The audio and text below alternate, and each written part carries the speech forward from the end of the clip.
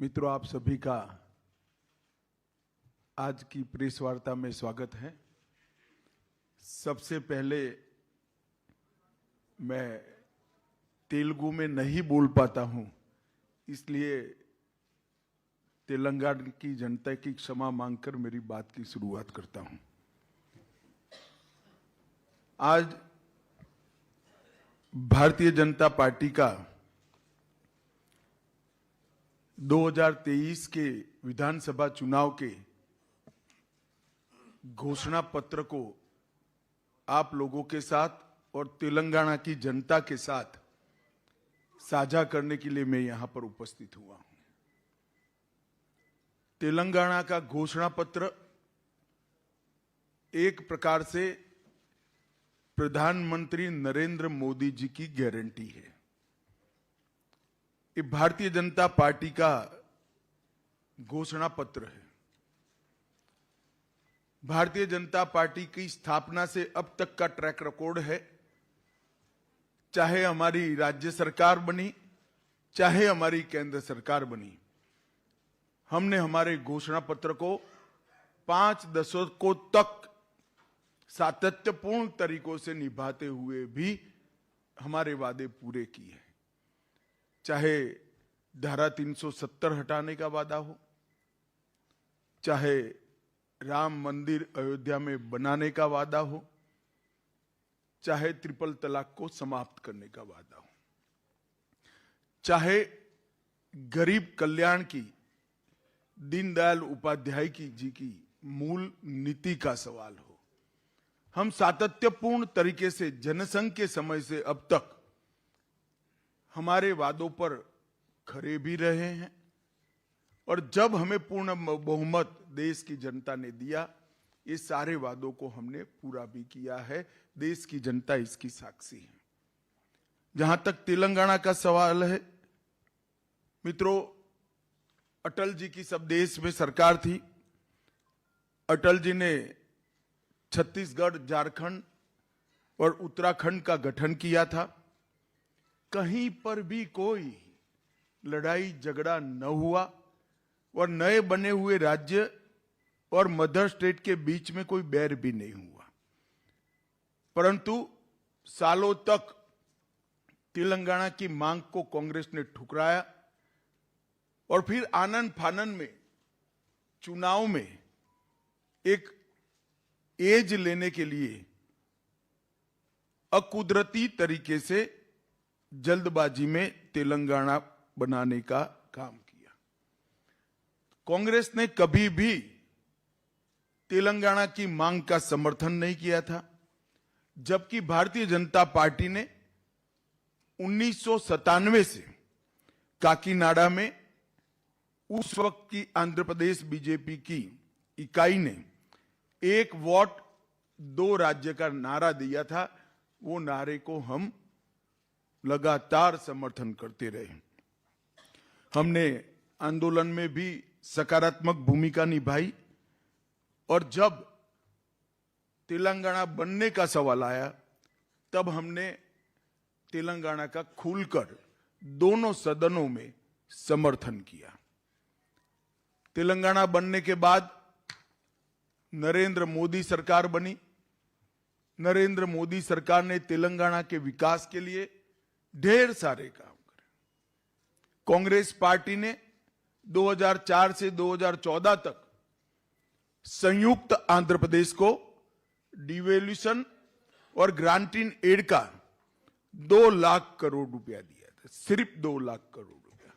इसके सामने भारतीय जनता पार्टी की सरकार ने, नरेंद्र मोदी जी ने अकेले तेलंगाना को 2,50,000 करोड़ रुपया ये 9 साल में दिया है। इसका मतलब हमने 160% ज्यादा दिया है। 2 गुना से ज्यादा पैसा देने का काम भारतीय जनता पार्टी की सरकार ने किया।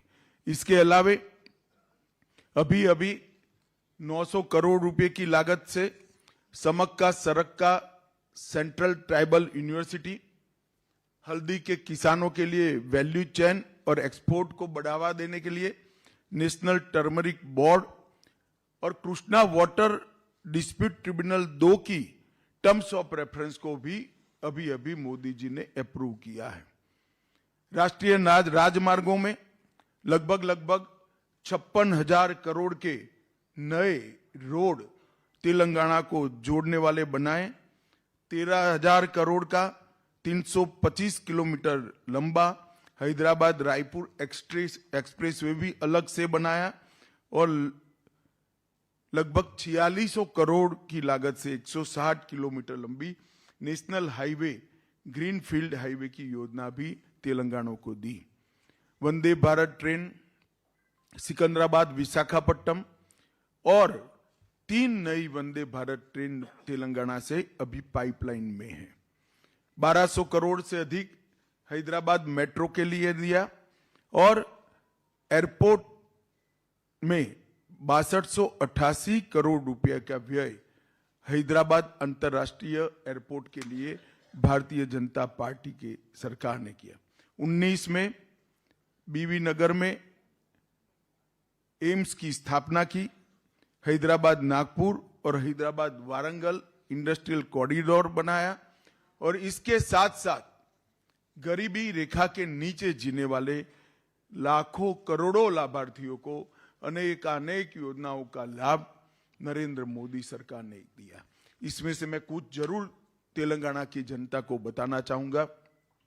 किसान सम्मान निधि 40 लाख लाभार्थियों को हर साल 6,000 रुपया देने का काम किया। 54 लाख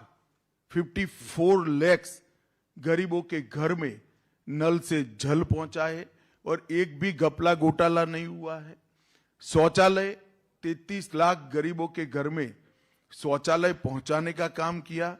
1,90,00,000 लाभार्थियों को कोरोना से अब तक फ्री ऑफ कॉस्ट राशन मिलना चालू है। मुफ्त में 5 किलो राशन प्रति व्यक्ति प्रति माह मिल रहा है और मोदी जी ने घोषणा की है कि अगले 5 साल तक ये चालू रहेगा। लगभग जन धन अकाउंट 1,10,00,000 खुले और प्रधानमंत्री ग्रामीण सड़क योजना 12,000 किलोमीटर लंबी करी। इसके सामने जो तेलंगाना के खैरख्वां बनकर केसीआर की पार्टी टीआरएस सत्ता में आई, इन्होंने क्या किया? हैदराबाद मुक्ति संग्राम लगभग 400 दिनों के बाद तेलंगाना को आजादी मिली। वो क्रूर शासन से देश के लौह पुरुष सरदार वल्लभ भाई पटेल ने मुक्ति दिलाई और केसीआर ने ओवैसी के डर से हैदराबाद विमोचन दिन मनाने का हमेशा कन्नी काटा। हैदराबाद की स्पिरिट को, तेलंगाना की स्पिरिट को वहीं से तुष्टीकरण की भेंट देने का काम केसीआर ने किया। केसीआर के नेतृत्व में आज तेलंगाना लोकतंत्र की जगह लूट तंत्र बन गया है और प्रजातंत्र परिवार तंत्र बन गया है। उनका एकमात्र लक्ष्य, किसी भी राज्य के मुख्यमंत्री का लक्ष्य होता है अपनी जनता की भलाई करना। उनका एकमात्र लक्ष्य अपने बेटे को मुख्यमंत्री बनाना है और कोई लक्ष्य नहीं है। नीलू, निधुलू और नियामक आलू, ये 3 सूत्रों के साथ वो सत्ता पर आए थे। वादा किया था, हम लोग भी दूर से देखते थे, बड़ी आशा के साथ देखते थे कि नए राज्य की शुरुआत हुई है, अब कुछ अच्छा होगा। मगर हुआ क्या? पहले नीलू की बात करते हैं। कालेश्वरम घोटाला हुआ, 42,000 करोड़ का प्रोजेक्ट 1,35,000 करोड़ का हो गया, अभी भी समाप्त नहीं हुआ है। पलामूरू रंगारेड्डी लिफ्ट सिंचाई योजना लगभग 2015 में इसकी आधारशिला रखी। 32,250 करोड़ खर्च हो गया, मगर अब तक उसको पूरा नहीं किया गया है। इसी तरह निधुलू की बात करें तो इनके परिवार का गबन का ये तेलंगाना सरकार जरिया बन गई। 2014 में जब तेलंगाना का गठन हुआ, 370 करोड़ रेवेन्यू सरप्लस स्टेट था और आज ये लगभग 7 लाख करोड़ के ऋण में डूबा हुआ राज्य है। 370 करोड़ के सरप्लस से 7 लाख करोड़ के ऋण में जाना ये बहुत बड़ी बात है और वो इनके परिवार के भ्रष्टाचार के कारण ही हुआ है। तेलंगाना सरकार पर अभी 3,66,000 करोड़ का ऋण है और निगमों पर अलग से 3,80,000 करोड़ का ऋण है। तो तेलंगाना को 7.5 लाख करोड़ के ऋण में डुबाने का काम इन्होंने किया है। और मेगा प्रोजेक्ट्स की घोषणा कोई भी मुख्यमंत्री करता है तो मन में आकांक्षा होती है कि इस मेगा प्रोजेक्ट से मेरे राज्य को क्या फायदा होगा, मेरे राज्य की जनता को क्या फायदा होगा। यहां उल्टा है। केसीआर मेगा प्रोजेक्ट की साइज इसलिए बड़ी तय करते हैं कि इसमें कमीशन ज्यादा मिल पाए। उनका एकमात्र लक्ष्य मेगा प्रोजेक्ट्स में से कमीशन लेना है। जहां तक नियामक आलू का सवाल है, रोजगारी का सवाल है, 17 टाइम परीक्षाओं के पेपर लीक हुए, लाखों युवाओं का भविष्य बर्बाद हो गया, ट्यूशन के पैसे युवाओं के खत्म हो गए और कई लोगों ने आत्महत्या की। 2 लाख से अधिक पद भरना बाकी है।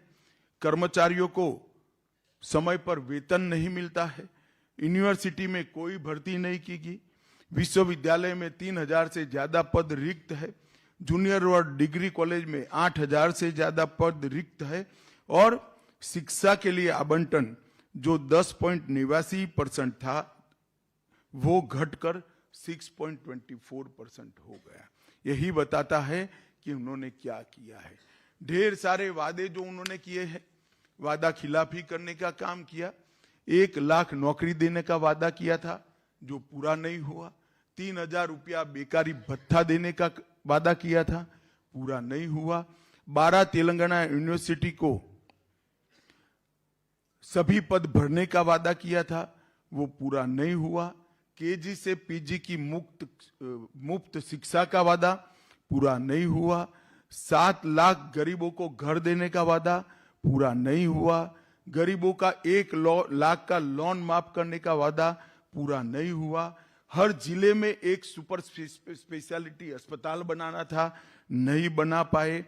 मैं यही कहना चाहता हूं कि केसीआर कोई भी वादा करते हैं उनके नजर के सामने केटीआर और कविता ही होते हैं, तेलंगाना की जनता नहीं होती है। और भारतीय जनता पार्टी जो बोलती है वो करती है। ये केसीआर की पार्टी पिछड़ा विरोधी पार्टी। उन्होंने 2014 के चुनाव में वादा किया था कि अगर वो जीतते हैं तो दलित मुख्यमंत्री बनाएंगे। 2 बार वो स्वयं बन गए और तीसरी बार अब केटीआर को बनाने की तैयारी कर रहे हैं। हालांकि इस बार होने वाला नहीं है, मगर वो तैयारी कर रहे हैं। और पिछड़ा वर्ग का भी भरपूर शोषण करने का काम केसीआर की पार्टी ने किया है, बीआरएस ने किया है और भारतीय जनता पार्टी ने तीनों पार्टियों में सबसे ज्यादा 39 बैकवर्ड क्लास को टिकट देने का काम भारतीय जनता पार्टी ने किया है। और मोदी जी ने वादा किया है कि आप भारतीय जनता पार्टी को बहुमत दीजिए, तेलंगाना का अगला मुख्यमंत्री बैकवर्ड क्लास से होगा। ये भारतीय जनता पार्टी का सार्वजनिक वादा है। भ्रष्टाचार की कोई सीमा नहीं है। कालेश्वर परियोजना हो, शराब घोटाला हो, पोल्ट्री चारा घोटाला हो, ग्रेनाइट घोटाला हो, बाईपास घोटाला हो और लगभग कार्तिकीय मिशन में 22,000 करोड़ का बजट के सामने पूरा खर्च होने के बाद 65% भी काम पूरा नहीं हुआ है। घोटालों की एक बड़ी लंबी सूची केसीआर ने 10 साल के अंदर तैयार की है और उनको अब डर भी नहीं रहा है, क्योंकि हर आदमी पहली बार कुछ गलत करता है तो डरता है, दूसरी बार करता है तो थोड़ा कम डरता है। करते करते इन्होंने इतने घोटाले कर दिए कि अब डर भी नहीं बचा है। निर्लज्जता के साथ वो घोटाले कर रहे हैं और अल्पसंख्यक तुष्टीकरण की राजनीति। केसीआर साहब का चुनाव चिन्ह कार है, मगर कार का स्टीयरिंग उनके हाथ में नहीं है, मजलिस के हाथ में है। कोई भी फैसला करना हो, मजलिस क्या कहेगी वो सोचकर फैसला कहते हैं। पूरे देश भर में एकमात्र राज्य तेलंगाना ऐसा है जहां मुस्लिमों को रिलीजियस रिजर्वेशन देने का काम हुआ है। एक गैर संवैधानिक है। भारतीय जनता पार्टी ने तय किया है कि गैर संवैधानिक रिजर्वेशन को समाप्त कर कर ओबीसी को रिजर्वेशन हम बढ़ाएंगे, एससी एसटी का भी न्यायिक रिजर्वेशन बढ़ाएंगे। उन्होंने ढेर सारे ऐसी घोषणाएं की हैं, मैं इसको रिपीट करना नहीं चाहता। मैं तेलंगाना की जनता को यही कहना चाहता हूं, तेलंगाना जिस आशा, उमंग और उल्लास के साथ राज्य की रचना हुई, 10 साल में बीआरएस पार्टी पूर्णतया विफल गई। सिर्फ तांत्रिकों की एडवाइस पर चलते हैं और तांत्रिकों की एडवाइस पर पार्टी का नाम भी बदल देते हैं। मैं तेलंगाना के युवाओं को पूछना चाहता हूं कि जो तांत्रिकों के सलाह के आधार पर चलते हो, ऐसा मुख्यमंत्री तेलंगाना का भला कर सकता है क्या? आपका भविष्य संवार सकता है क्या? मैं तेलंगाना की जनता को भरोसा देने आया हूं, साथ में हमारा संकल्प पत्र लेकर आया हूं। ये मोदी गारंटी हमारा संकल्प पत्र आने वाले दिनों में तेलंगाना को उस ऊंचाई पर पहुंचाएगा जिस ऊंचाई के लिए सैकड़ों तेलंगाना के युवाओं ने अपना सर्वोच्च बलिदान दिया था और तेलंगाना की कल्पना की थी। मित्रों, अब मैं हमारी घोषणा पत्र की 25 मुख्य बातों पर आता हूं। पहली घोषणा है कि हर साल 17 सितंबर को हैदराबाद लिबरेशन डे मनाया जाएगा, जिसके माध्यम से हम निजाम के क्रूर पंजों से तेलंगाना की मुक्ति को फिर से एक बार नई पीढ़ी को याद कराएंगे। हम बेरनपल्ली परकल के शहीदों को श्रद्धांजलि देने के लिए 27 अगस्त को रजाकार विभीषिका स्मृति दिन भी मनाएंगे, जो रजाकारों के सामने तेलंगाना की जनता ने जो लड़ाई लड़ी है, इसको चीर स्मृति तक ले जाएंगे। और ये दोनों दिन ऑफिशियल तेलंगाना गवर्नमेंट मनाएगी, कोई डर के बगैर। हम मजलिस से नहीं डरते हैं, इनके सपोर्ट की ना जरूरत है ना चाहिए। इसके अलावा रजाकारों और निजाम के खिलाफ तेलंगाना के लोगों के संघर्ष का डॉक्यूमेंटेशन कर कर एक म्यूजियम और मेमोरियल हम स्थापना करेंगे। नंबर 2, भ्रष्टाचार के प्रति जीरो टॉलरेंस हमारी सरकार का होगा।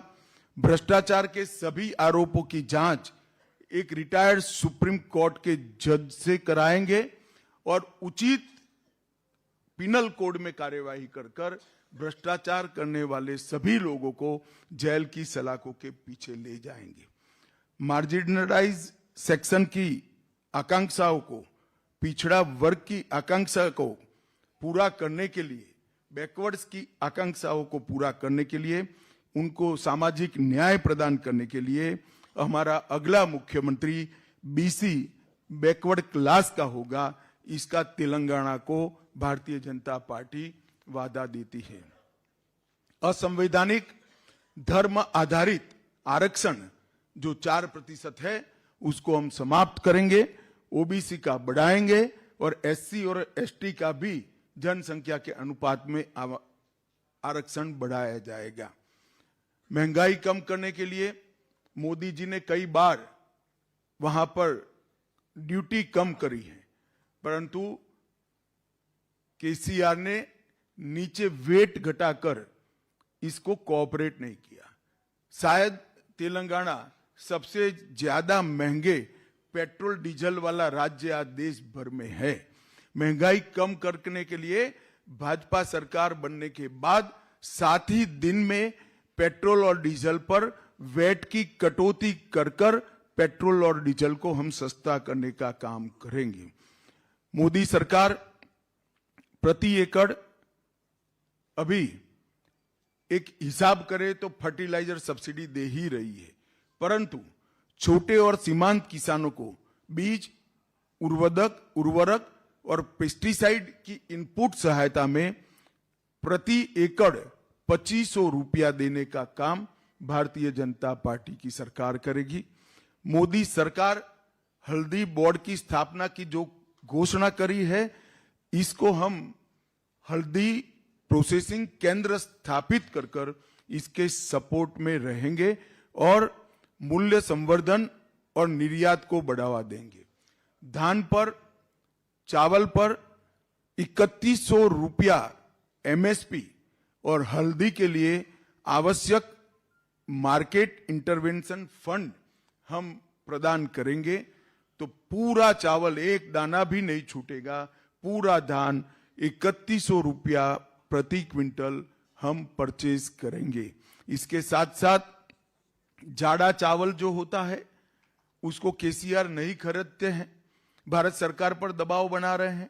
हम वादा करते हैं कि बॉइल्ड राइस को भी भारतीय जनता पार्टी की सरकार एमएसपी पर खरीदकर किसानों की मदद करेगी। प्रधानमंत्री फसल बीमा योजना किसानों को मुफ्त, फ्री ऑफ कॉस्ट मुफ्त फसल बीमा का लाभ भारतीय जनता पार्टी की सरकार देगी। उज्ज्वला लाभार्थियों को साल में 4 gas cylinder free of cost देने का काम भारतीय जनता पार्टी की सरकार देगी। जो बेटी जन्म लेगी उसको इस वक्त एक फिक्स डिपॉजिट देंगे, जो 21 साल की आयु की जब बेटी होगी तब 2 लाख रुपए की होगी फिक्स डिपॉजिट। इस प्रकार का हम जन्म के साथ ही तोहफा हमारी सरकार की ओर से देंगे। स्नातक डिग्री या प्रोफेशनल कोर्सेज में छात्रों को मुफ्त में लैपटॉप दिया जाएगा। महिला सेल्फ हेल्प ग्रुप को सिर्फ 1% ब्याज पे ऋण प्रदान किया जाएगा और यूपीएससी की परीक्षाओं की तर्ज पर 6 महीने की पारदर्शी और समयबद्ध तरीके से ग्रुप ए और बी की परीक्षाओं टीएसपीएससी के माध्यम से Telangana state public service commission के माध्यम से देंगे। हम वादा करते हैं ये पूरी तरह से ट्रांसपेरेंट होगा, एक भी पेपर लीक नहीं होगा और हम 5 साल में 2.5 लाख युवाओं को सरकारी नौकरी देने का काम भी भारतीय जनता पार्टी की तेलंगाना सरकार करेगी। इच्छुक सीमांत किसानों को मुफ्त में देसी गाय देने का काम करेंगे, जिससे उनका जीवन सरलता से वो गुजार पाएं। सार्वजनिक और निजी अस्पतालों में सेकेंडरी और टर्सरी हेल्थ केयर के लिए प्रति वर्ष प्रति परिवार 10 लाख रुपए का कवरेज हम इनको प्रदान करेंगे। कृष्णा के लिए, नदी के लिए पानी का उचित हिस्सा तेलंगाना को मिल पाए, इसलिए हम कृष्णा वाटर डिस्प्यूट ट्रिब्यूनल 2 के समक्ष मामले का अच्छे तरीके से पेश भी करेंगे और तेलंगाना को अपना हक दिलाएंगे। प्रत्येक माह की 1 तारीख को कर्मचारियों को और सेवानिवृत्त लोगों को, रिटायर्ड लोगों को वेतन और पेंशन मिलेगा। केसीआर की सरकार की तरह राह नहीं देखनी पड़ेगी और भाजपा सरकार जो बनेगी वो तेलंगाना में यूसीसी लाने के लिए, समान नागरिक संहिता लाने के लिए भी एक कमिटी बनाएगी जो 6 माह के अंदर तेलंगाना के अंदर यूनिफॉर्म सिविल कोड को लागू करेगी। केंद्र और राज्य सरकार से के प्रयासों से बिना घर वाले सभी लोगों को समयबद्ध तरीके से हम घर उपलब्ध कराएंगे। गांव में गरीब लोगों को आवास स्थल के लिए पट्टे देने का काम भी भारतीय जनता पार्टी की सरकार करेगी और वरिष्ठ नागरिकों को 22 जनवरी को अयोध्या में रामलल्ला का वहां पर प्राण प्रतिष्ठा होने वाला है। तेलंगाना के सभी वरिष्ठ नागरिकों को निःशुल्क अयोध्या की यात्रा की सुविधा भारतीय जनता पार्टी की सरकार करेगी। और हमारे तेलंगाना के बहुत सारे एनआरआई है और विशेषकर खाड़ी में बहुत सारे लोग बसते हैं।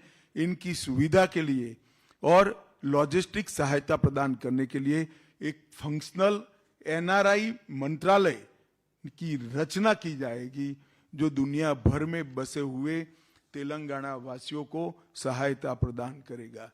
और सबसे बड़ी बात, ये डबल इंजन सरकार केंद्र सरकार की सहायता लेने में कोई छोच नहीं रखेगी। अभी केसीआर केंद्र सरकार की योजनाओं को नीचे नहीं उतरने देते हैं। हम नरेंद्र मोदी सरकार की सभी योजनाओं को गरीब से गरीब व्यक्ति तक पहुंचाकर तेलंगाना का भला करने का प्रयास करेंगे। अंत में मैं तेलंगाना की जनता को इतना ही कहना चाहता हूं, तेलंगाना के युवाओं ने जिस आशा के साथ अपना सर्वोच्च बलिदान दिया था और तेलंगाना राज्य की स्थापना की थी, भारतीय जनता पार्टी की सरकार का हरदम प्रयास रहेगा कि वो सभी सपनों को, वो सभी आकांक्षाओं को और वो सभी आशाओं को पूरा करेंगे। और ये हमारा सिर्फ वादा नहीं है, ये मोदी गारंटी है, इसको हम निश्चित रूप से पूरा करेंगे। आप सभी का बहुत बहुत धन्यवाद।